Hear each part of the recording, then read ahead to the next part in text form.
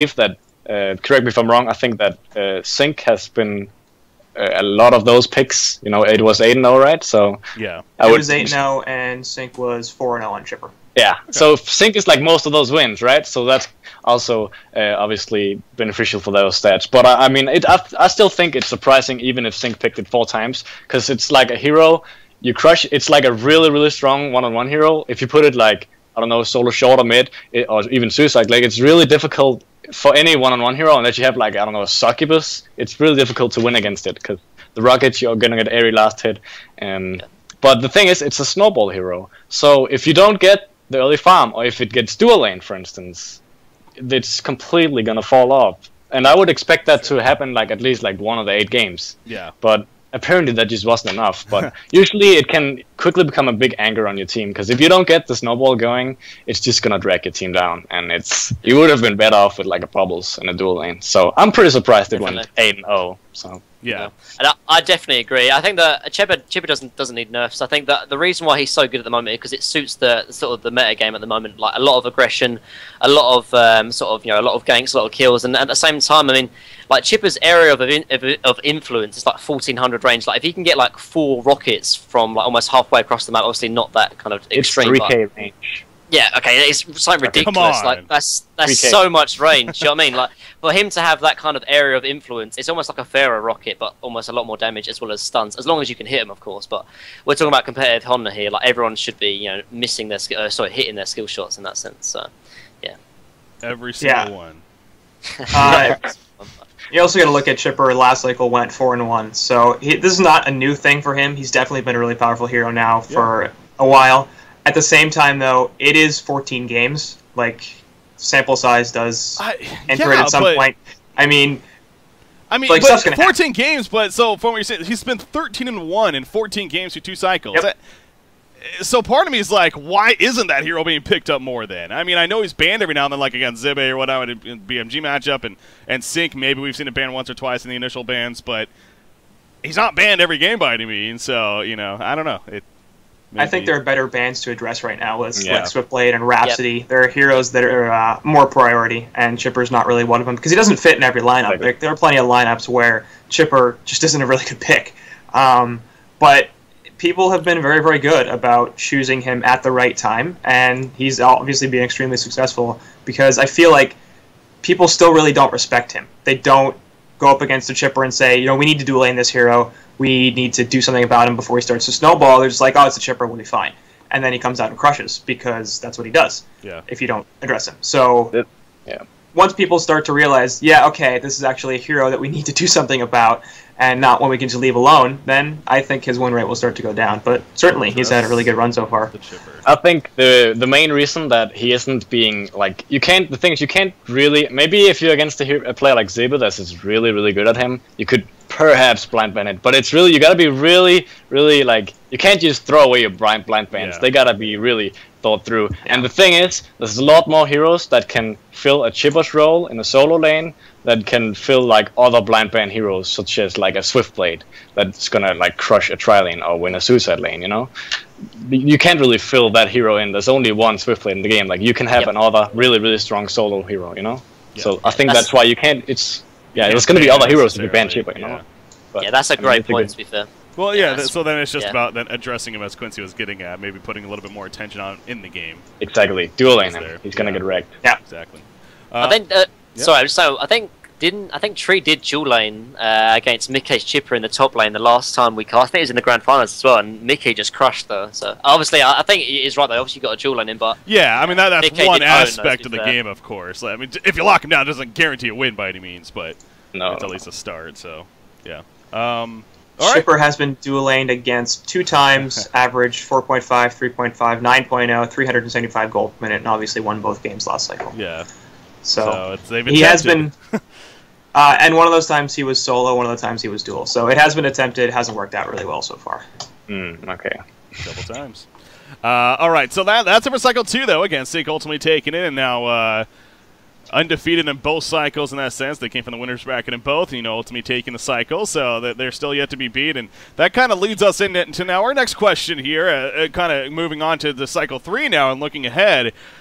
what's the deal with Sync, guys? I mean, I think it's hard to argue against. They're still not the team to beat, obviously, but what percentage? If you had to give a percentage, what would you say would be the percentage chance that they're going to win Cycle 3 here? As far as, against the field, basically, against the 7 other teams, what percentage chance do you give Sync Esports winning Cycle number 3? So, Minnie, we'll start with you. Sorry, can you repeat the question? Percentage chance. I know, it's hard to focus sometimes. Sync wins Cycle 3. What is the percentage chance that you'd give them? 75. 75% chance against the 7 other teams, yeah? Yep. Pretty confident there? 80. Well, 80. Strange. Any logic to it, or is it just you throwing out a number and feeling good about it? Well, no, because obviously going back to previous experience, obviously they've won games 1 and 2. They are probably the best team in Hon at the moment, but at the same time it would be higher, but at the same time there's some great teams obviously coming through the ranks. Obviously we had Tree face off Sync in the last cycle. They're doing very, very well, trying a lot harder as well, practicing a lot more. Nullstone Gaming, and then obviously you got the new couple of teams as well coming through as well. Like I think Sync, it's not a guaranteed win without a doubt. They need to sort of focus as well, because you never know, Sync could easily slip up if they're not careful. Quincy, what would you say? I probably was actually going to give him about 75% as well. So Mag is stealing my numbers, and he's going to have to stop that, otherwise I won't have anything to do. But yeah, it's really hard to bet on the field at this point, just because Sync has looked so good. Not only have they won both cycles, but they looked really, really dominant last cycle. Like I said, they went 8-1. They only dropped the 1 game in the grand finals to Willowkeeper. They could have lost more, actually. That grand final is a little more even than 3-1 would suggest, but at the same time, it's pretty difficult to imagine that anybody's going to be able to upset them at this point. I think it's going to start to go down drastically after this cycle, and I wouldn't be totally shocked if somebody other than Sync won it, particularly Willowkeeper. But at the same time, it's so hard to bet against a team that's looked as good as they have. So, yeah, I'm going to go about 75% too. Probosk? Wait, 75%? Yeah. Percent that Sync's going to win next cycle? Yeah. Yeah. Confidence. Wow. Okay, I would probably put it like 85%. I don't really see anyone beating Sync right now. I just think there's no way. And not like it's the best of BO5, the grand finals, and that's probably the match it's gonna come down to. So like I don't see anyone beating Sync in a BO5. Not even Willowkeeper? No chance? Oh. All right. Well, they have a chance, but I'd like I don't know. I put them 85%. So you put them high up there, though, yeah. To be fair, that's a chance, but it's with Willowkeeper though, I think like if they're playing their best and they're on their game, I think they can beat Sync without a doubt. I mean, we saw that obviously in the last grand finals. Like they not only beat Sync, they kind of crushed them as well. I think it was the first game in the grand finals. I can't remember exactly what, but they were crushing. Like Balazar was on Puppet Master. He went like 23-4 or something ridiculous. Like if Trio are playing and they're on top of their game, they've got a good game plan in mind. Like, they are almost unstoppable. It's just like you said. Obviously, with a best of 5, can they really sort of carry that out over a best of 5 series? I'm not 100% sure, but I definitely think if they're playing to their best standard, they can beat anyone. Yeah. I guess I would have to give them a 63.7% chance, repeating, of course, in the end. So, no, I agree with you guys. It's hard to say that they're not going to be the favorite again, and it's not a high percentage chance. So, if I was being realistic, more about 80% myself, too. So it seems like we kind of all agree that they are going to have a very good chance here. But it's something, man, and I don't know if this is the part of me that just wants to see a different team win or like actually thinks that Willowkeeper or even Nullstone Gaming could definitely come in and make some big plays. But we'll see. We'll see what Cycle 3 how that's going to play out. But Sync, the best thing they have going for them, not only are they the top team right now, but they are practicing. They are scrimmaging. I think they're even scrimmaging right now. I saw them at least searching for some. So it's not like they're on the top and they're just relaxing, having a good time up there, thinking that they're just going to stay there just because. They're also putting a lot of effort into it. So it is hard to see them not winning at least this cycle for now. But Quincy, I agree with you too. Future cycles though. Maybe even starting with this one, things could start changing a little bit. But, hey, previous seasons, they kind of worked the same way. At the beginning, we had one team in both cases at the beginning was looking very strong, looking very dominant. And then as it progressed, that kind of changed for the most part. So why would that be any different here, basically? Yeah, I mean, there's something that came up a bunch when I did the power rankings for this week was teams and players saying, it's pretty hard to rank a whole bunch of these teams in the middle. And so we talk about Willowkeeper giving them a shot to beat Sync. They're not the only team out there. Null had a really good performance last cycle. BMG, full of good players. They finished 4th. New Reason Gaming, we'll see how they do. And we got a couple of new teams in Diamond, including the return of TOS, which we'll get to in a moment. But well, spoilers. No, I'm joking. Yeah. Oh, guys, sorry, I forgot to. That's a secret. Can't tell everybody who's coming up from Gold Division. But yeah, there's a lot of teams right now who are in that just below tier. So to give Sync a 75% chance, for me personally, it's purely about the safe play because they've been so good. But like I said before, there are a lot of really good mid-tier teams, and Willowkeeper's among them. They're probably the best of them.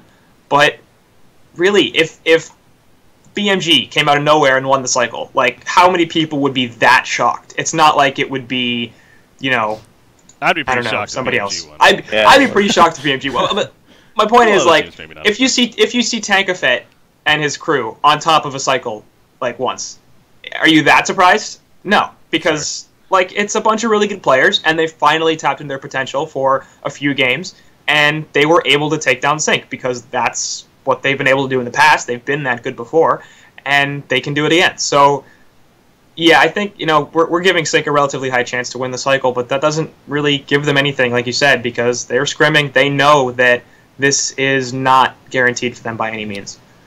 Probus, what do you think, Probus? Being a player yourself and, involved in everything.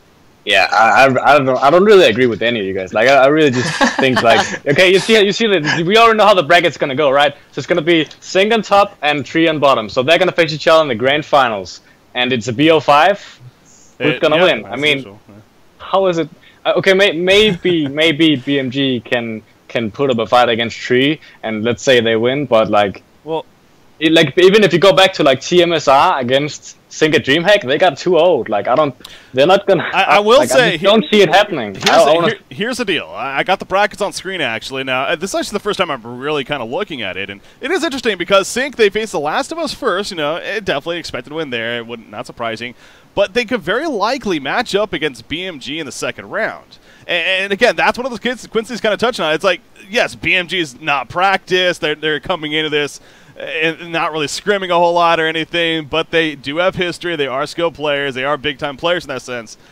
It wouldn't be the most shocking thing in the world to see BMG maybe defeat them there at least, and then that could kind of throw things off balance. I know we're stretching here in the end, Probus. I know, but Sync, yes, they're still the favorite, but there's chances. There's chances. And I was saying Zinc are definitely the favourites, but at the same time, this is Hon, anything can kind of happen. You see it in sports all the time. You see, all the top teams just wrecking in terms of the sporting events like football or basketball, but there's definitely opportunities where the lower or the weaker teams or the underdogs do make some kind of a comeback and they beat them. So yeah, Zinc are definitely the favourites, but I wouldn't say there's no opportunity or no possibility that they could lose to BMG, for example. Right. What it comes down to is, for 2 hours, Sync has to be a little bit off, and the team that they're playing has to be a little bit better. That's where we're at right now. And I really don't want to eliminate that from the realm of possibility. I definitely think it can happen, and at some point within the next 2 cycles, it probably will. I don't think we're pushing Probus in any way. There's also going to be a loser's bracket, so even if they play bad those 2 hours, they're going to have a second shot at the loser's bracket. So yeah, it's going to be hard. Yeah, there's a chance, but it's hard. For good reason. He is confident. Okay, you're right. I do want to point out too that no team has ever won 4 consecutive cycles in any season of Hon Tour. 3 of them max. SG did it, and I think Complexity did it in season 1. That's actually interesting. Yeah. No, that's true, isn't it? Yeah.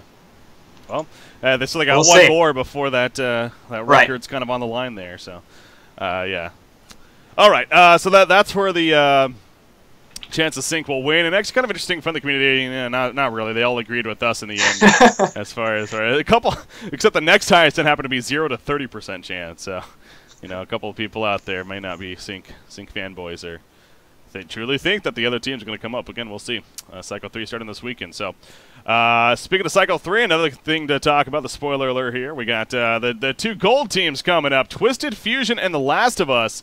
If I'm not mistaken, Twisted Fusion actually won gold to get to this point. So they, are coming in that sense with a little bit more momentum. But The Last of Us, they've been here before at the same time. Which team do you guys think is going to do better in the end here in Cycle 3? Coming from the goal, The Last of Us we know maybe a little bit more about, but Twisted Fusion, they got some players on there that you should recognize as well, including, let me just pull it up real quickly here, Archie Tiger is obviously a decent name there, Slot Please, players we've definitely seen before. So, again, going around here, Mini Maggot, well, what do you think? Which of these two teams is ultimately going to perform better? Twisted Fusion, without a doubt. I mean, being a team that we used to play Twisted Fusion all the time, they have a lot of. I mean, I think the one strongest thing is probably their draft actually and their leadership. Like I've sort of played against them. I've sort of been in sort of scrim sort of chats and stuff and when you sort of hear them in terms of their leadership and their drafting, it's very very meticulous. I think we interviewed actually Zinc last cycle, didn't we? And Sania was talking about the drafter for Twisted Fusion. Yeah, and that's right. Yeah, I honestly think. They'll do a lot better than Last of Us, and I think they could even make a few upsets, particularly to some big name teams if the big teams are not sort of prepared for it. Quincy? Yeah, I gotta disagree with that and go with The Last of Us, and I gotta point out, Mini Maggot, that you're about to disagree with yourself in a few minutes, but we'll see. I know, but that you gave me that power rankings like ages ago. So. Hey, there are no excuses. It's been a while. I don't know. I wasn't even really paying attention to it, so. That's fantastic. I wasn't paying attention. God, this guy. So, Quincy, you like The Last of Us? I do. They did lose to Twisted Fusion in the grand finals, and I think that just comes down to, like I said before, you just got to be off for 2 hours while your opponents are on. I think that's what happened to them there. Twisted Fusion lost in the winners bracket semifinals actually to Ogre in the gold division, and then came back to the losers bracket. And TOS took the grand finals, obviously. So I feel like they were the more consistent performer over the cycle. I feel like they did lose Diglett, and that I feel like it does matter a fair bit. He is really the last remaining member of The Last of Us, and this is pretty much a new team compared to what we saw in CIC. But at the same time, it's a bunch of really good players. They're Americans, and I like the NA scene, USA. So biased. They get the US East advantage, so... Yeah, well, there's obviously, so they're going to win. Like, you can't beat that. It's like 50 ping. Can't play with that extra 50 ping. But, I don't know. I've been watching a lot of Gold Division matches recently because we've been covering them, but Twisted Fusion does some odd stuff. So exactly. I don't know if odd stuff to the point of Suicide Solomon. Yeah. That's really odd with no logic behind it. Yeah, so there's odd, which is the sort of stuff you practice in scrims, and if it works out, that's great, and maybe they did practice that, but then there's, you take it too far, where you're just doing crazy stuff for no reason, basically, and that's sort of what I feel like they occasionally border on. I mean, they're definitely different. They also run the Suicide Balf. They've got all sorts of crazy strats out there, so I'm really excited to see them play, but I feel like the Diamond Division team is going to look at that and just go, thanks for drafting that, and we'll just be beating you now. So, I don't know. But TOS, I think, a little bit more practice, a little bit more experienced, and they're going to have a little bit better performance. What do you think about these guys, Rob Busk? Alright, so Twisted Fusion, I know 3 of their players, they're pretty good. And I recognize 2 of the, King Plato and Present. I'm pretty sure they have been on the scene for a very long time. I definitely recognize those names. Good players. But, I think the teams are very equal. I would maybe give a slight edge to Twisted Fusion in terms of players. But I know Quincy just kind of brushed off his shoulders and made fun of it being US East. But as a player, I'm not even kidding. Maybe it doesn't sound like anything, but I think it matters because, I think it really is a big deal that all 3 games are US East because, these US teams, these European teams, they never play US East. We only play US servers, so we only ever practice with low ping. So when suddenly you get, I don't know what you have, 140 ping maybe. I know it's not a lot, but it's a little thing that makes you play a little bit worse, and it matters. Isn't there a valid point then? So you're saying that we don't practice on it, but why not just set up a EUVCU scrim on USC server just to get practice? That would help a lot, and I think that Twisted Fusion is definitely going to win if they do that. Yeah. Because I think they're a little bit better, but it's a very close match. But I actually think this. My suggestion is, okay. So if they're USW team, US West team, then you could at least have one match on EU. I think that would be a little bit more fair. Like, I don't know. I'm not trying to make up a big fight. I think that would be a little bit more fair. We could have a 2-hour show discussing that with bringing different players on, and it would never stop, and it would just keep going. So, yeah, I mean, it is worth noting because there's no doubt the European teams have made mention that they're not the biggest fans of playing USCs, especially all 3 games, and give it to advantage what we will. But I will say The Last of Us, again, now I'm looking at like pure matchup here too, so which team will perform better. They are matched up against Sync at the beginning. Again, I'm not expecting much there. Twisted Fusion going up against Willowkeeper. I mean, Twisted Fusion kind of seems like what you're getting. Again, I haven't watched this team myself, but what I'm hearing from you guys, they seem like this quirky team, fun team. They would like to try different things. Willowkeeper is also known for that kind of team as well, so maybe Twisted Fusion is kind of another one of these kind of teams that we didn't maybe expect much in the beginning, but all of a sudden prove that they can make these things work. So I'm really eyeing that game, and I would obviously be surprised if that's a game we cover, in fact, here on Honcast for our first-round matchup for good reason, because who knows? Who knows? So just from looking at the brackets alone, I think I like Twisted Fusion's chances actually a little bit better than The Last of Us, but... Back to the point. Yeah. I think it was Minimaggot. You pointed out like that Slot Please or whatever his name was. He plays a lot of Salmon Suicide, and like you may think like Salmon Suicide. Wait, what? But like if you think about it, it actually kind of makes sense, because like the ulti doesn't necessarily require you to have items, because it does give you like the more items you have, you still have the same HP pool on that ulti. Sure, you do a little bit more damage, but, I mean, you still have the abilities and stuff. So, I mean, it actually does kind of make sense. And, I mean, these guys have some good theory crafting. And I really think that's great to see teams. I love when teams try out, like, new heroes like that. I think it's absolutely great. Yeah, another sort of strategy they've been playing as well is like they do a lot of Legionnaire as well, which is but they don't play it like AFK farm Legionnaire. They gank like level 2, level 3 of Legionnaire, and it works really, really well actually.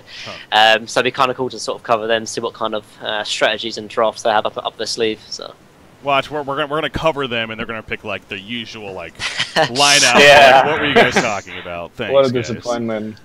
No, we'll see what they bring to the table. I'm excited because I have been hearing a bit about these guys and what you guys are bringing to the table. Of they like to try quirky stuff and even make it work. So we'll see. We'll see how that turns out. But yeah, so again, looking at the bracket, I would personally have to go with Twisted Fusion. But the community very even as well. Kind of like we were here, somewhat split.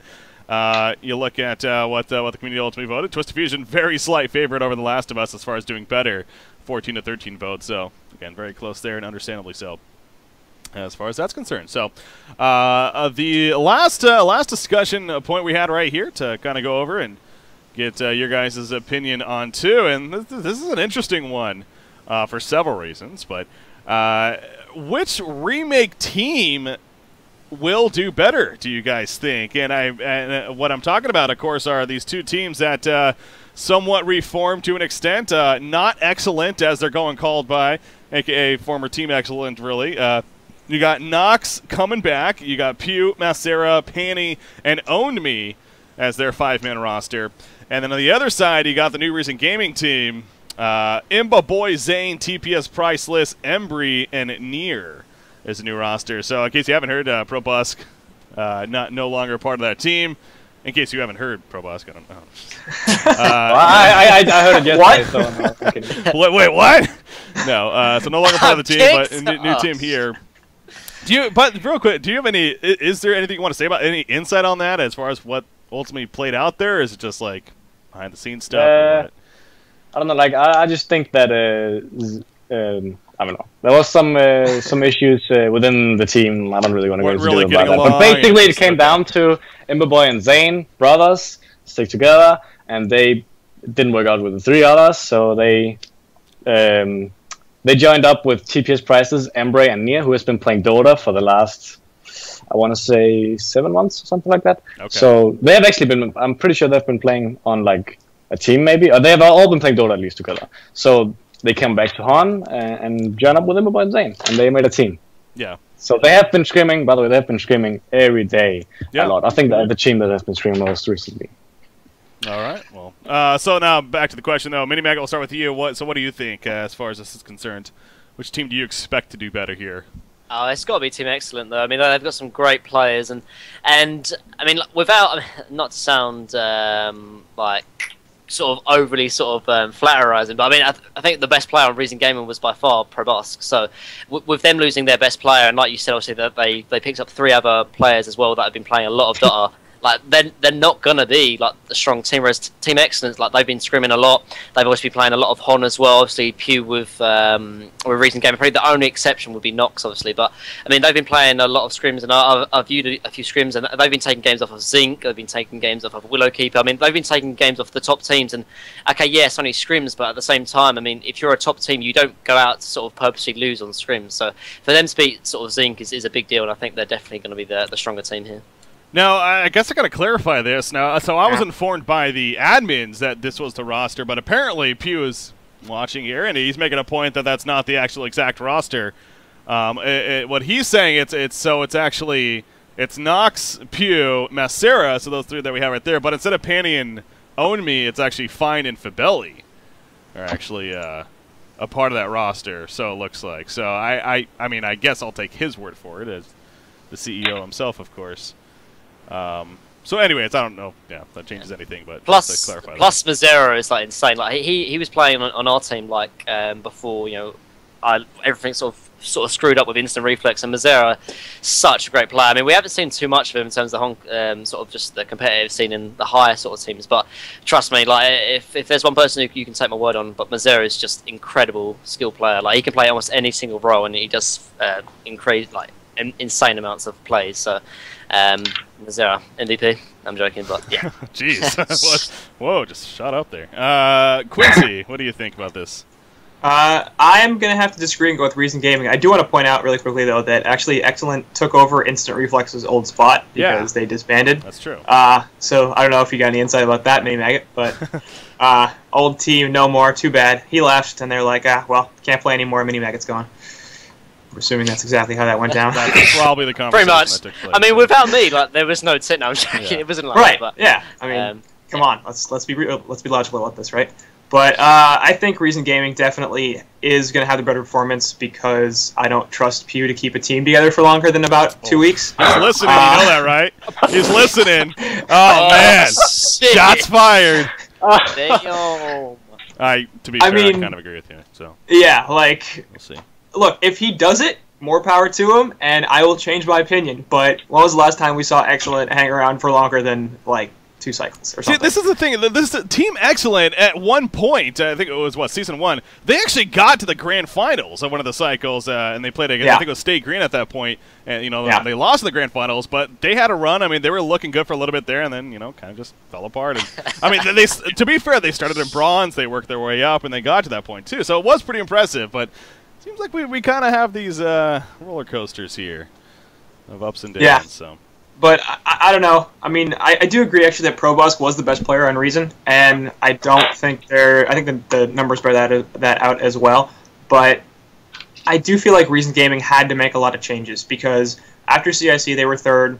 They went into Cycle 1 of Hontor, excuse me, probably thinking, look, we should be the 3rd place team. We should at least be the 4th place team. Then EMG goes away. And they should have been the 2nd best team, and instead they finished 5th. 5th. Really? Yeah. I don't think so. 5th, was it? 6th is the same. Oh, okay. Always. Doesn't matter. Point is, they should have felt like, look, we should be finishing highly. We should be improving, and instead we've let Nullstone Gaming pass us, we've let Willowkeeper pass us, and arguably we've let BMG pass us. Different BMG, but you can argue both ways, I guess. The point is that they just needed to make a lot of changes, and I'm not sure if they're going to matter. I don't know if actually they're improvements really at all. I know they've been scrimming a lot. Yeah, I've seen that as well. But I think that this is going to end up a lot better for them just because it's something different than what was happening, and what was happening was very bad. So we'll see, but I think they have the slight edge between those 2 guys. All right, and then back to Probosk here. I mean, so you go with the not excellent or what? No, I'm going with who I think will do better this cycle. I think that Reason Gaming will do better than not excellent, simply because Okay, if we look at every single player, so you said Fane and Fibeli now was the new players? Apparently, yeah, it's fine if Fibeli instead of okay. knowing me, so. Hugh, Nox, Misera, Fane, Fibeli. Okay, so they have Nox, Fibeli, and Fane. I haven't seen them on the competitive scene for a long time. I'm not too sure with Nox and Fane. They may have been playing, but I'm not sure. But not at least competitively. But Fibeli, I know, is playing competitive Hearthstone, so he hasn't even been touching Hon. He's an amazing player, one of my favorite players. I really like the guy. But he hasn't been playing for a long time. So I think it's going to take a couple of cycles before they really get the benefit of his talent. So I'm going to have to go with Recent Gaming. I think they're going to win the next 2 cycles over Not Excellent, simply because they... Okay, first of all, they have a lot more practice. Like, they have even been practicing for over a month with this lineup. Even when we were still a team, Recent Gaming, they were still screaming with those guys back behind our backs. So they have been playing for a long time. Oh, damn. So well, it wasn't really shady back then, right? It was okay with us, but I'm just saying, they have been screaming a lot. And, like, they have a lot of rusty players and Not Excellent. Maybe they do too on Recent, but they're like have at least been playing a month, you know. So I think it comes a lot down to how much you've been playing recently. If you took a long break, at least. Yeah, so, no, it's. I'm gonna go with Recent. All right. Yeah, they match up against Nullstone Gaming actually in their first round match. It's a very winnable, definitely. I mean, Nullstone obviously third place finished last cycle and looking very strong themselves, but Recent Gaming is going to be a fun matchup to see where they're at initially. 2 things I wanted to bring up here. You actually brought up an interesting point, Probusk, about how Fibeli's even playing competitive Hearthstone recently. Now, you know, we talk about how there's been some players, you know, that have come from, they go on to Dota 2, and then they maybe come back more recently, you know, trying to Hon again. Now, you know, it's kind of comparing those in a sense, though. You know, Dota's one thing where coming back to Hon, because they are both MOBA games, they're both similar in the sense of the ultimate idea, of course, 5 versus 5, you know, the MOBA genre and whatnot. Whereas going from a card game, a trading card game where you're not really have those reactions, you know, you have to worry about and stuff, to back to Heroes of New Earth. That's very interesting to hear, actually. So, I mean, Fibeli's been known for being, you know, a very, very good player throughout his history, definitely. But I'm intrigued to see how he performs coming back to now known as Not Excellent here with Psycho 3. And again, they're going to be in gold, so a little bit different there. And actually, speaking of that, I got a very interesting point to bring up here. Now, they match up, so they took over the Instant Reflex team, as you talked about. No, it's Not Excellent here. They face Fun in the Sun V2. Now, I don't know exactly who these guys are. I'll say this, though. There's probably some players on here that are recognizable names playing on Smurf accounts. That may be a thing. So, that's very interesting to me, the fact that they're matching up in the first round of the Gold Division. Because, you know, that's... So, to say the least, it's going to ride away. I think that's actually going to be a match to pay attention to, even with it being a first-round Gold Division match. I'm actually intrigued by that. So, I myself am definitely going to be paying attention to that, and wouldn't be surprised if, you know, maybe it goes a way that people wouldn't expect it to. So, Instant Reflex are going to win, like, it's guaranteed. Yeah, and that's, well, first off, they no longer exist, so... Yeah, they're not Instant Reflex anymore. Do you have any further comment on that, Mini Maggot? I mean, anything to add really? Well, I've left the team, so like it's whatever. I'm kind of glad they obviously can take use of it. If you know what I mean. So it's true. Very true. Okay, so yeah, gonna be fun though to see obviously how. So not only pay attention to Diamond, but even a little bit of gold there. Perhaps we don't do enough of on Honcast and whatnot. So. We'll see how that all plays out. But again, Diamond Cycle 3 officially starting this weekend on Saturday with the first rounds. And as usual, every single first-round matchup definitely going to be intriguing.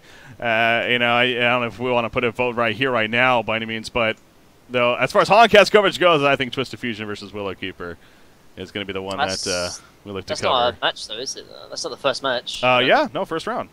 Twisted Fusion and Willow Keeper are matched up, yeah. You got Nullstone versus Reason. That's going to be, I think that would be a big game. BMG versus Wop Dash, and Sync versus The Last of Us are the matchups there, so. There you go. I think Reason I'm going to go down to gold this cycle. That's my prediction. Oh, yeah, I've always been a big advocate of Reason Gaming. I've always felt that they're just one of those teams, and again, obviously, when you're on the team Probusk, and you guys have had very good chances. You've looked strong even against Sync Esports, but you never really got those big finishes in tournaments. You never got those big results. And Keep trying to hang with it, but now with this huge roster change, it does scare me a little bit. But with what you're saying, ProBusk, I mean, maybe it shouldn't as much. I mean, it is going to be interesting to see how they perform. Like I said, in that first round matchup, including against. I know it comes to it comes down to. I don't know if you see instantly they switch TPS prices to the leader. A lot of team synergy comes up to the leader and the drafting and who is making the in-game calls. I've always stressed this whenever I play. It's not always the important thing to do the right thing. The important thing is to have 5 people do the same thing. That's what's important in a team. Even if it's the wrong shit you're doing, like, guys, push this tower, it's better to just have 5 people doing the same thing than, let's say, you like 2 people pushing mid dying, and, you know, that just doesn't work out. And we just haven't had that leader in recent gaming all this time. Okay. And now they finally get this leader type, TPS Priceless, on the team, who, like, I've been on Skype with this guy, he tells you whatever the hell he tells everyone what they have to do, and you just do whatever the fuck he says. And everyone listens to his call. It doesn't matter if I try to call right or wrong. Yeah, it's a call, and I think that really benefits the team. Okay, so I'm looking forward to it. So true. Like being sort of a captain myself, like that's so important. Like ProBusk said, obviously he's had a lot more higher sort of tier experience as well, so it probably makes even more of a difference. But yeah, like you have to have that one leader that says the makes deals. I mean, look at Stay Green. Like the reason why they were so strong was because of Swindle Melons. Like, yeah, I mean, everyone sort of had some questions about, you know, was Swindle Melons good? Is he bad, for example? But one thing that can't be disputed is his incredible in-game leadership, and that's the reason why, you know, Stay Green are probably one of the best, or they were, you know, the best team in Hon. And that's all down to Swindle Melons, to be fair. Yeah, so. I would completely agree with that, too. We've seen a lot in competitive games where people are like, I'm not really sure if this is the best thing to be doing, and the casters are saying, I don't really agree with this decision, but hey, it works out because they're on the same page, and then you see the other team making good calls, but half the team's in mid doing the right thing, and the other half the team's in the jungle maybe also doing a good thing, but they're not coordinated and they're not together, and then they start to lose fights and they start to lose games. So, I mean, I don't exactly know what I'm talking about because I don't have any experience, but I want to agree with that. But more importantly, you know, TPS Price is going to be drafting now for a Reason Gaming, and that's something that Imboboy's been doing for a really, really long time, and I really like the switch. I've never really been a huge fan of Imboboy's drafts. I think he's been a little bit off the wall and not in a great way, and I think that maybe TPS Priceless will be able to remedy some of that. And of course, you know, having Imboboy in his back pocket to be able to consult when he's going to be able to draft is, I think, going to be really important. And, you know, with slightly better picks, then Reason might actually have some better results as well. I have a note to that, actually. I think that it's very, very important that your captain or leader, and like if you look at the top teams over the history, the leader of a team is never the carry player. The reason for that is because he has to have his mind settled on the creeps in his lane. He's concentrating all the time on his lane. I think the best scenario is if the in-game leader is a support player or a jungle player. Especially the jungle player is really good. It can also work with Initiator, as we see with Swindle, but it's not as good in laning phase. But when you get beyond the laning phase, it's really good because you're the one starting every single fight. Yeah. And you're telling your team, be mid now or I'm going to shoot you and we're going to freaking initiate on this conquer fight, you know? But the jungle player specifically is also a very, very good captain to have because he can really relax in his jungle. You know, there's not a lot going on. You're just farming creeps, relax in the jungle, and you can coordinate all the ganks early and say whatever is going on each lane, the transitions you're going to make. So I think having a support player as the new captain is a huge deal. Yeah, you know, there's something being brought up in chat, and actually I was thinking the same thing too. I mean, Flensmeister technically is a carry player, but I mean, that's what we were just talking about earlier, though. Yeah, but the calls and the drafter is not always the same thing. Yeah, that's true. Like, they can be different players. I mean, I've asked Keizu, and Keizu said, yeah, it's kind of like a team decision almost. Like, Flensmeister isn't like the out-and-out drafter and captain. They talk a lot. They talk a lot about their sort of decisions in sort of team fights and sort of, you know, just in the game in general. And, you know, Flensmeister, yeah, he's the carry, but he's not really the in-game leader. He's just kind of the person who's pink or blue, depending on the side. Yeah, that's true. Okay. No, that's definitely a very worthy point, though. I mean, when you do look through history, that's a good point. I mean, hell, even the Fnatic days, you got like No-Tail. Yeah. Or not No-Tail, Fly. Excuse me. Well, I was gonna say, I was like, what? That would be silly. We would see a lot of different stuff. Anyways, none of the present. So yeah, good points being brought up there, though. About. By the way, ProBusk, so where are you at right now? Are you actively looking for a team? And I am. Reached out to you, or? I streamed yesterday, and I was like hoping maybe some competitive players would tune into my stream, and I was like, I don't know, I'm trying so hard to get a diamond team, but that is like nobody wants me. I don't know. Oh, it's pretty hard. That's not I'm trying next cycle. Maybe something's gonna happen. We'll see. Okay. I'll have to figure something else out. All right. Get a job. I don't know. Get a job. I am actually working on the weekends now, if you're wondering. So. What'd you do? I'm doing... What? You mouse stripper. Yeah, exactly. You wouldn't tell us that. I can send you the number after. Yeah, Minnie's interested apparently. I'll be there. Things just got awkward. Okay, so Cycle 3 again, starting this weekend at 12 p.m. Eastern, 1800 Central European Time, as always. That's it for the cycle coverage, though, as far as debates go and discussions even. But so moving things along, though, we got our next kind of talking point here, and that would be the power rankings that we did. Now, this is kind of interesting to me because, to be fair, these were done earlier last week, and it was before a lot of changes did start to happen, such as the recent gaming, new Team Excellent, a lot of these changes taking place. So, take it how you will. But at the same time, I at least plan to stay by what I put, and I'm going to give reason to it. So, I got my rankings actually on the screen right here, so I might as well go over them real quickly. Sync Esports first, a stretch I know, but hopefully that'll work out. No, they got first place for me for good reason. Willow Keeper up there in second. I think those two are pretty much undisputed at this point. But then, that's where it gets kind of interesting. I actually put Reason Gaming third.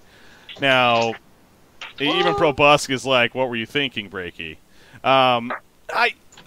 This is what I'm talking about, though. You guys competed against Sync Esports very well. You've always been a very, very formidable team, a team that definitely can have great success. Just felt like, just on the crust, just about there. But not. So I had you guys third. Obviously, probably would change a little bit now with these roster changes and everything, but, they are where they are. Nullstone Gaming, I put them in fourth place. The impressive result. Felt like they deserve that. Bad Monkey Gaming, with talks about them not practicing, scrimmaging a whole lot. I didn't want to place them too high, but at the same time, you have to respect their lineup. At the fifth, Wop Dash in sixth, kind of wrapping up those previous Cycle Diamond Division teams. And then I had Twisted Fusion over The Last of Us in the 7 and 8 spots, actually. So that's what I went with in the end. Let's kind of switch things up here a little bit. Let's do Quincy next. Oh my god, I'm second. That's crazy. Alright. That's weird. Whoa. What'd you have, Quincy? Alright, I got Sync number 1. Again, huge prize. And they did not actually sweep because Diglett is crazy and put Tree number 1, but they almost swept. So, Tree number 2 for me, and Nullstone Gaming third. I was very impressed with what they did. They've got the ping advantage, so they're going to win every game against those European teams. TUS, of course, is the only team that's really frightening for them because they're going to be playing on equal ping, so clearly they might actually lose those games in that series. But Reason Gaming fourth and BMG fifth, and I wanted to mention that specifically because I'm hearing that BMG isn't playing as much, and everybody else is. Like, everybody else is scrimming a ton. If they fix that, then maybe they'll move up the list. But if they don't, then I can't really justify putting them any higher because I really, really feel like practice is that important. The raw talent is there, but they've got to be able to tap into it. And if they don't try to scrim, then that's not going to happen. TOS 6th, Wop Dash 7th, and Twisted Fusion 8th. I like both of those last two teams. I just don't think they're quite up to the same level. And TOS, I mean, those last three really could go in any order, I think. I think TOS, again, ping advantage. That's the big reason, guys. That's what it is. But I feel like they were in Diamond before, and so was Wop Dash, obviously, last cycle. But TOS has got some competitive experience, and I think they want this. They realize that, let's not go to Gold Division again, and they're going to be on their game this time because they don't want to get relegated. So a lot of mess in the middle there, really. A lot of teams that can go anyway, but that's what I got. All right, and Mini Maggot, your turn here. I'm changing mine up. Oh, jeez. I'm sorry. Right, so he goes Zinc, Tree, Null. Then it goes BMG, but then it goes Lost, then Wop, and then Reason, and Twisted Fusion. Crap. Yeah, that's it. Yeah, Twisted Fusion and Reason are going out or going to Gold. That's my statement. Yeah. Really? Quote me on it after I'm wrong. in All right, you think think Reason and Twisted Fusion are getting knocked down? Yeah. Okay. Just saying it. You like Wop Dash that much? You actually think? No, sorry, I meant Twisted Fusion is staying up and Wop's going down. Sorry. Okay. I'm getting confused. I'm sorry. So you bumped. See, you're just all over the place, man. You bumped Twisted Fusion up just for no reason. It seems like. No. Because if you think about it, Twisted Fusion. If you see the bracket though, Twisted Fusion will most likely play the winner of or the loser of Reason Gaming out of Milestone Gaming. So Twisted Fusion will beat Reason Gaming. So therefore they have to stay up. Okay. Wop Dash have to beat Last of Us, and Bad Monkey Gaming, which I don't think they will. So in that sense, Twisted Fusion will stay up and Wop will go down. And so Reason. All right. Fair enough. If that makes any sense. But, Sure. We'll say it does. Probusk, we didn't get one from you, but is there anything you want to add in yours? Or I have my own list right here written on my other screen. So you sent me that, so I did set my preparations here. But I actually have, I made it just like, the 8 best teams that I think are the best, not necessarily the ones in Diamond. Okay. So I also have a couple of gold teams. We typically do Diamond teams, but next cycle we'll be switching to a top 12 or something like that. And right. Okay, that sounds good. Right. Okay. Well, I'll be like next cycle then. All right. Yeah. And number one. You're ahead of the curve. Yeah. And number 1 team is Sync Esports. I'm pretty sure that's obvious. So number 2 is Willowkeeper. You also all have that. And Nullstone Gaming, I put number 3. I think they are a little bit stronger than PMG right now, especially from the results from the previous cycle. So I put BMG number 4, just below Nullstone. I still think that they're a really solid team, especially if they start scrimming again. They can make it work. They have some really good players. They may not be playing that well right now, but they just need to get back at it. They had a long break, and they really just need to get their mechanical skill up again, and I think they'll do just fine. And then I put Reason at number 5. For a number of reasons, I think I just kind of think they're better than the other teams right now. I put not excellent, the new team that are in gold right now, on number 6. I think they're number 6 best teams with the players they have right now. They have a very solid team, very, very good players. I'm kind of curious to see how they're going to do with the roles, but I'm guessing they're going to have Noxon Carry and Fibeli and Initiator. I guess I'm not quite sure. I think Fibeli has history of just playing a lot of just all over the place. Yeah, I think he plays just a carry guy. Yeah, true. I think that Fibeli is mostly a carry player though, but he can definitely. I thought he played Suicide for a bit. Suicide, yeah. I think he did with Zania, but before that, I think he played carry. Yeah, he's known for having a highest GPM in Season 1, right. I think. So number 7, I put Wop Dash. I believe they're in Diamond right now, and they have some good players as well. I've seen some good results from them. And then number 8, I actually put Rexos, man. My love for Rexos goes on. Really? I still think they're a really good team. I was so surprised when they dropped down to gold. I'm not sure what the hell happened, but I have my faith in them as a team. I think they'll definitely be a top 8 team. Yeah. We'll see if they can fulfill my dreams. That's what I'm talking about, man. Again, I'm looking at this gold bracket right here, and only 2 of these teams are going Diamond. You look at that fact. Of course, you got the non-excellent team, the Fun in the Sun V2. I'm just saying, maybe expect big things out of them. You got Shrek is Love, who has the Cycle 1 experience in Diamond. They finished 3rd last cycle in gold. You got Rexars, as you talked about right there. You got Dawn. You got Frog No Hippo. This is a team you love to party. Some other team names that we recognize. So, oh my god, yeah. Oh my god. LG and Mega Beaver. That's true. Mega Beaver, Mini Beaver, LG. These guys, Prime Icarus, also real good. Gold Division, man. It's only 2 of those teams can go on. Well, who's going to go on? Exactly. Oh my god. We need to start paying more attention to that, man. So there you go. Yeah, it's going to be fun. But no, thanks for that, Probuskin. Yeah, no, but that's a good thing too. Knowing that, when we were talking about bringing these power rankings back, and I thought it was a great time for it. So I'm glad you took the initiative, Quincy. But it was still the case of did we really have enough teams to determine, even a top 8? And we could easily do a top 10 now, I think, and there would be some good discussions going on, especially on the bottom portion of it. So, one last thing I want to add to on the power rankings here. First off, an article was just put up, written by actually Quincy here, and Beef just posted this here on the Hauntour.com website. So, guys, check it out, Hauntour.com. Information, there's news constantly going up on the website from our writers. You guys should be checking it out if you're ready to be interested here. I'm looking at this whole this graph that was put on it, and it gave who voted for what. Diglett put Willowkeeper first. over Sync. Me and Diglett were the only people. Was that just want to be different kind of vote, you guys think? Or was that... No, what? To be fair, Diglett and me did put Zinc above BMG in Cycle 1. So, Diglett knows. Yeah. Diglett has, like, foresight that no one can see. But Sync has won 2 cycles, including defeating Willowkeeper last cycle. Twice, might I add. Diglett's going to prove us all wrong. But apparently he thinks Willowkeeper... Hey, if Willowkeeper wins this cycle, you know, he deserves all the praise. With that vote right there especially, but that's definitely a stretch. Well, why not? Yeah, he said, when I asked him, he said he'd, quote, "I believe in them." That's about it. But do you need more? No. Yeah, no. I think he's right. Like, Willowkeeper is going to win a cycle sometime this season as long as they stick together. But I'm not sure it's this one. So yeah. We'll see. We will. Okay.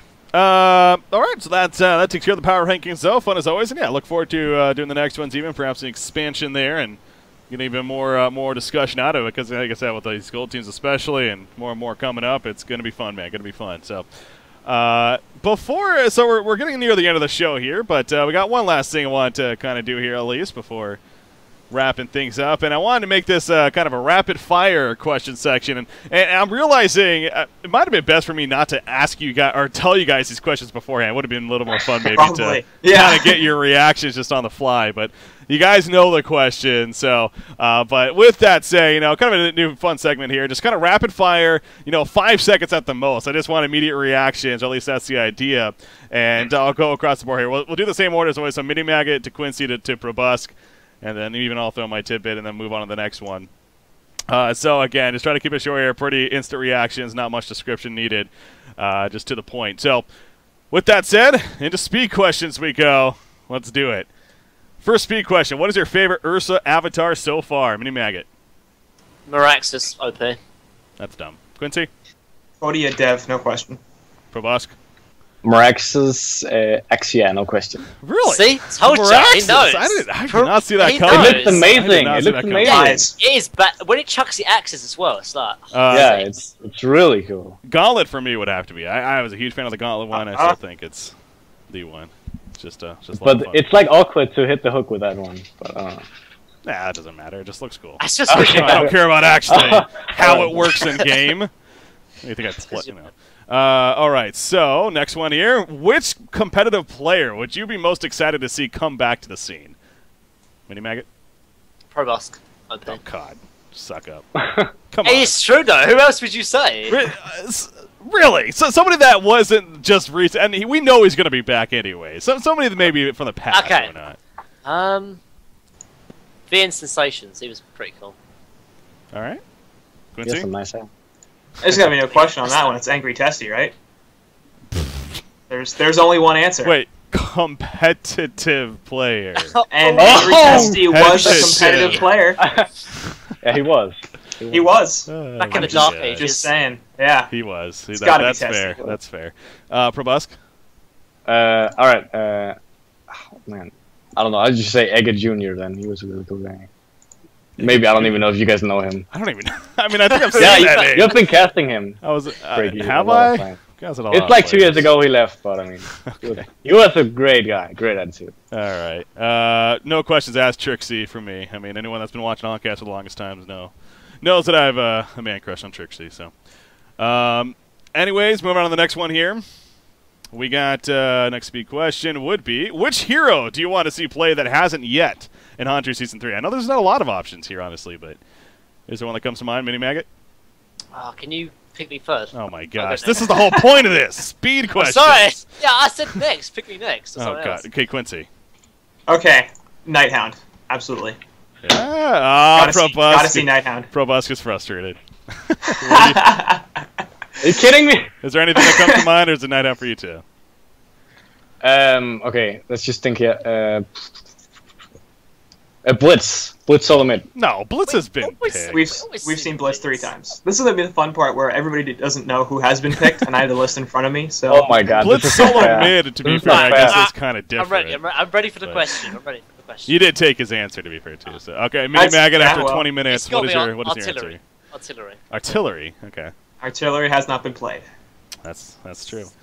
For me, it would have to be the one that I went with initially was Emerald Warden. Actually, I am seeing a curse actually being written out, and that too would actually be a lot of fun to see him. But so boring. It's so boring, yeah. Emerald, well, I guess for me it's more of a surprise that we haven't seen it, because I think she's actually has a lot of potential as far as the silencing shot and the traps. Artillery, just like first item, Doombringer. Yep.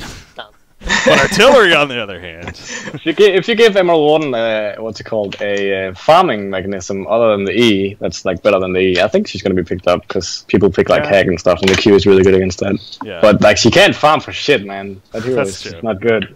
That's true. Defiler's actually, that was brought up in chat. Defiler's one that I know is seen every now and then on the Dota 2 scene, actually, the Crobulus, and I've always wondered why. That's a good hero. You're taking all of Probusk's answers. Come on. Am I?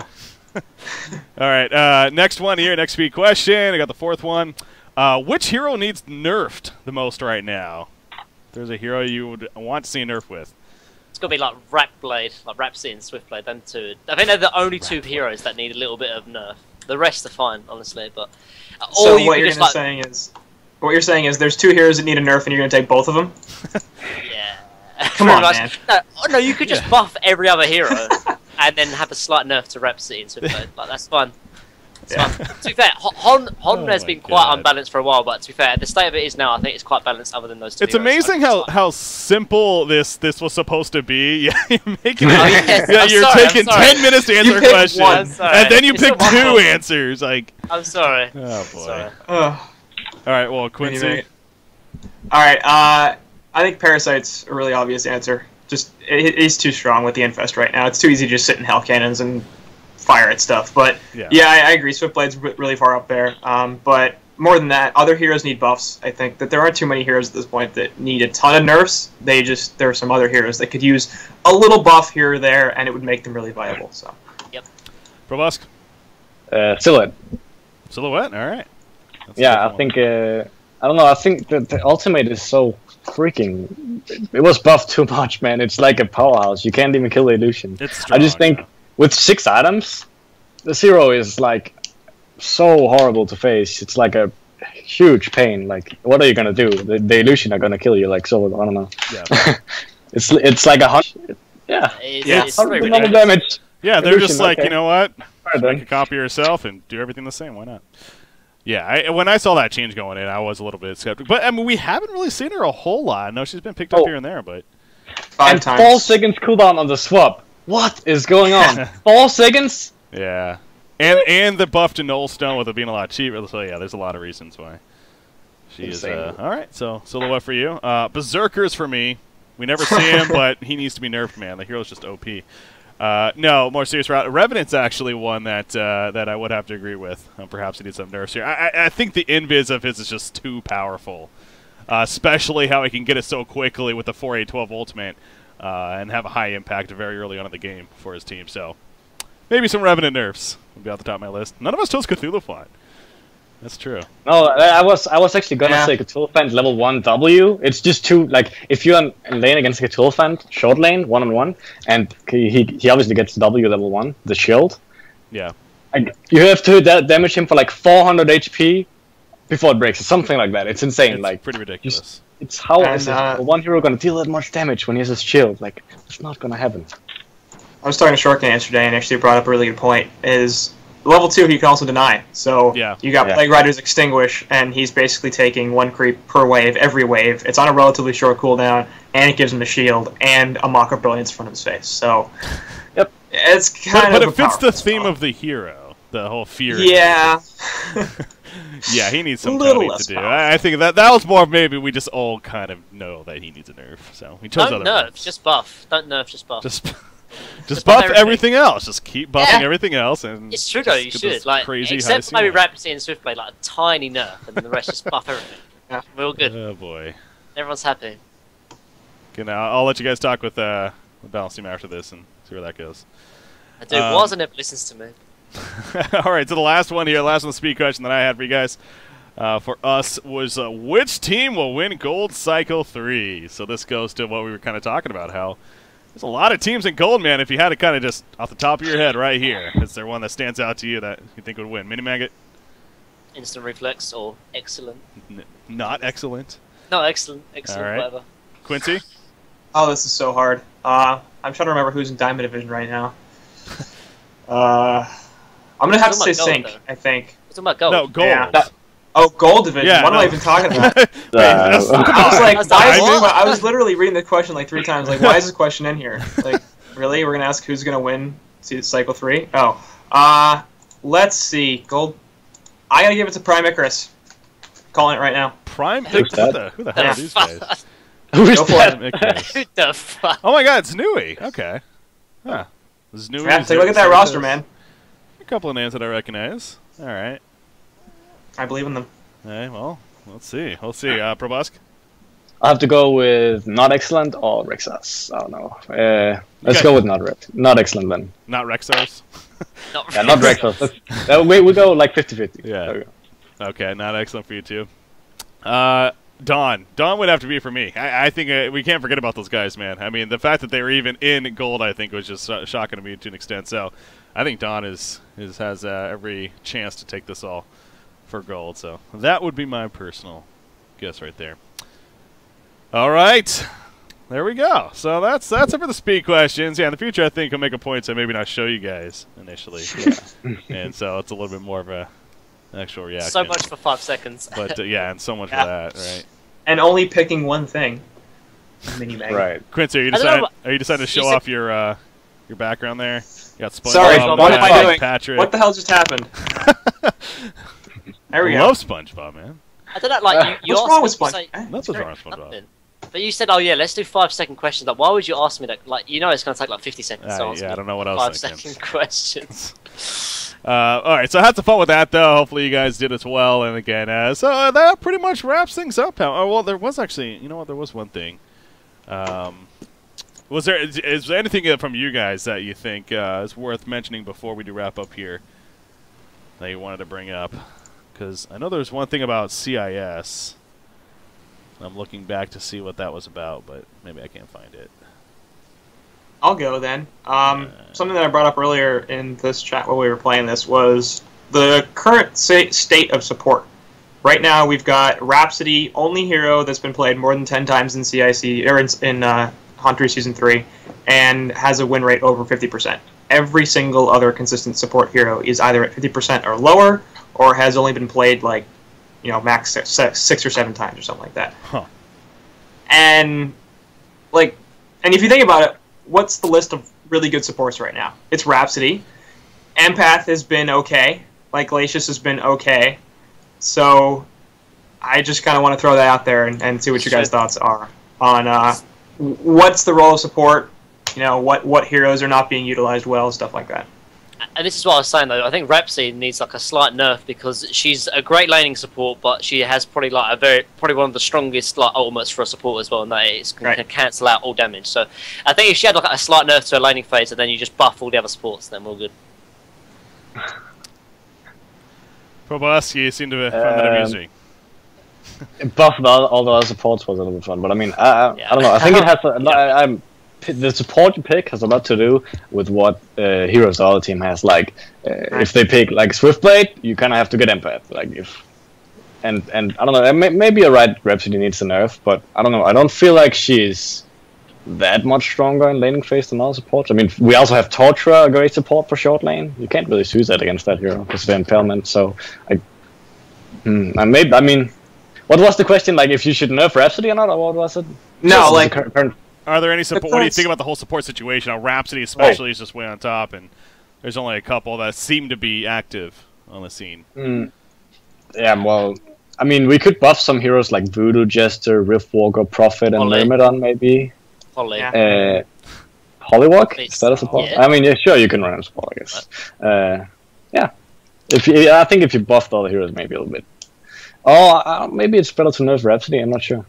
I think it's a tough question because I think a lot of these heroes are so situational. Like, I think like Rhapsody is good in like push lineups, for instance, and like stuff like that with the dance floor. Everywhere though. Like, she's a great laning support, like one of the best, and then you like. Okay, it's not like a Revenant that can gang easily. It doesn't really fit a gang lineup, I think. So I don't know. I don't think Rhapsody. I don't feel like Rhapsody would benefit Atlanta much. Like, I just think it's a hard question because you can't say it's not really gonna hit the hero on every single state of the game, you know? Yeah. But I mean, like, Rhapsody is so good in the sense that she does almost a better job in terms of laning support than, say, a Luna, and yet she has like better sort of late game potential than a Luna as well. In terms like of it support. depends. It's two different points of like the heroes are good at two different things. Like can Rhapsody stun 4 people and the last guy for 5 seconds? No, I don't true, think yeah, so. but- So it's like, but- and the Luna has the global effects. It's really good in a gang lineup, and Yeah, Rhapsody true, but- is not. So I'm it's just saying, like, like, what do you play?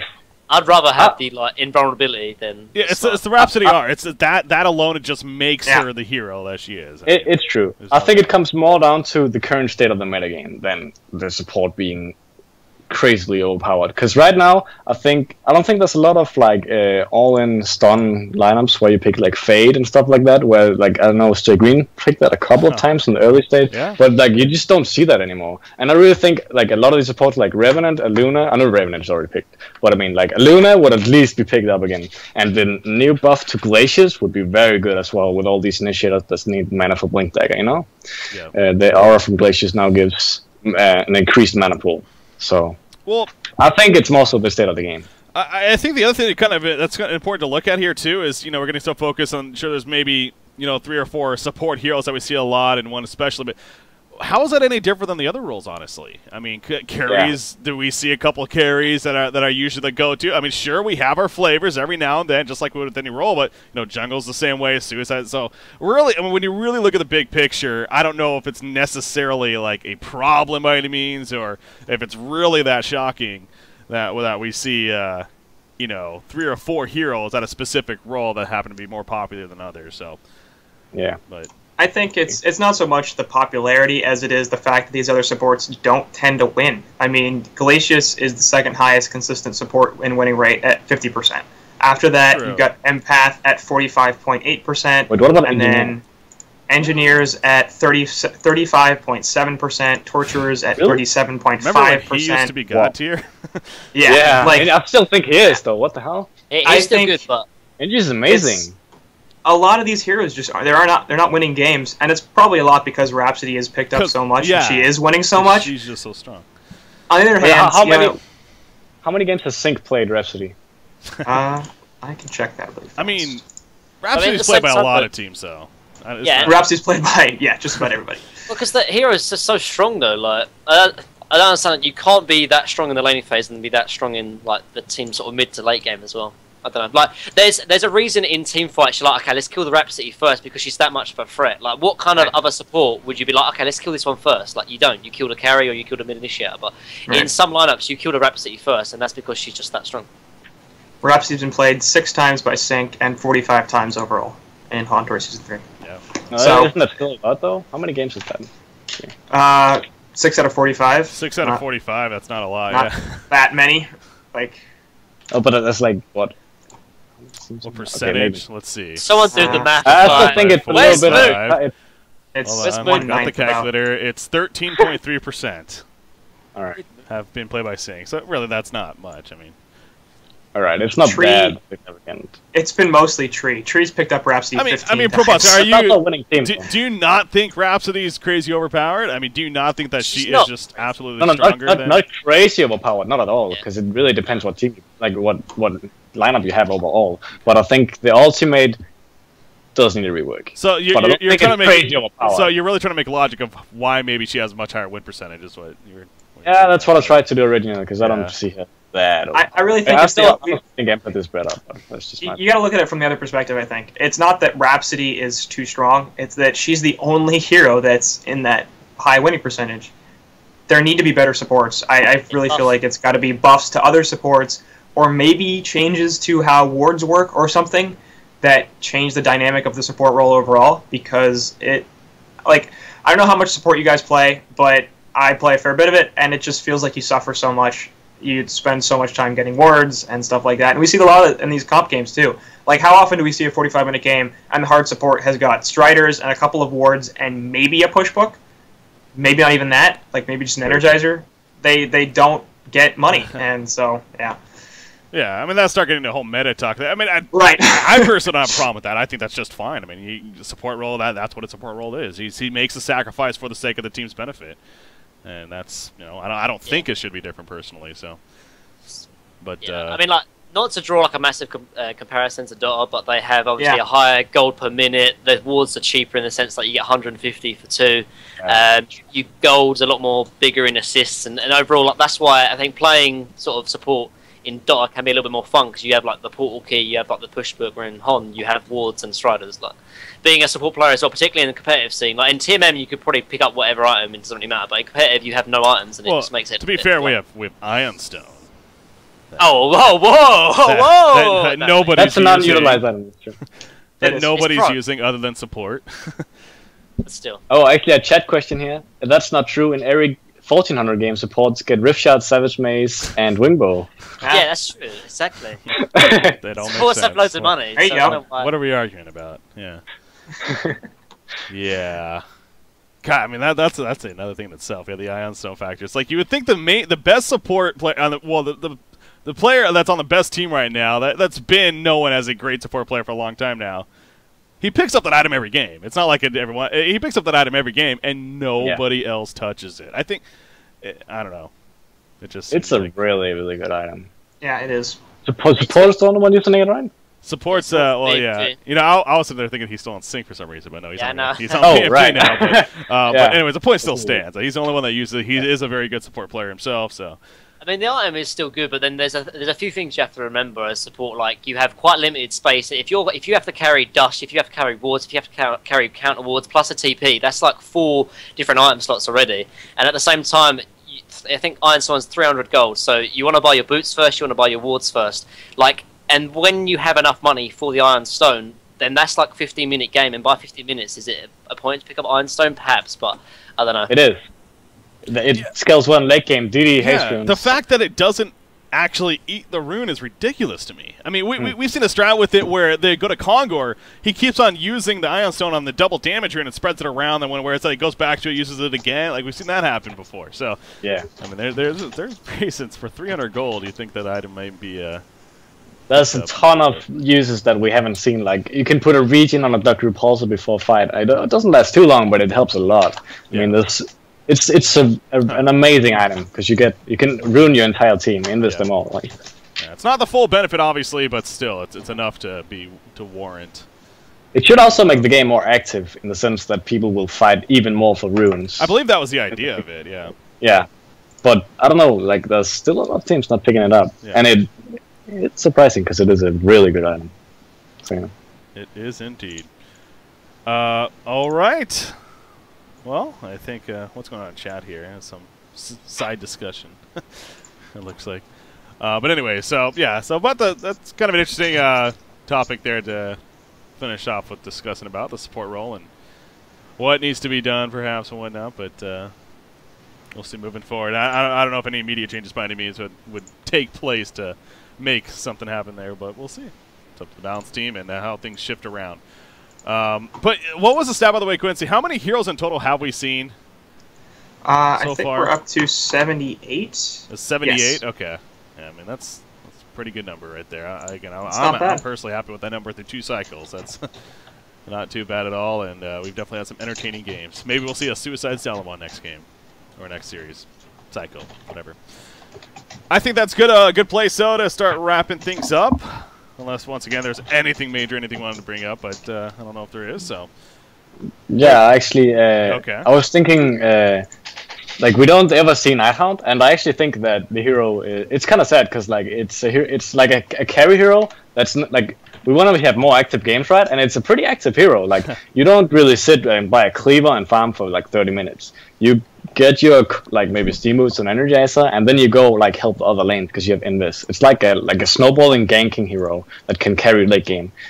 And I think it would be a really good addition to the competitive scene. And I'm kind of shocked that they like S2 nerfs the smoke bomb, because it was such a great ability. It was like one of the best in the game, and then it gets nerfed, and now it's just like not viable. Yeah, well, he's one of those tough heroes though. He's an Almond Raw. He's very good in the TMM scene and those lower rated games.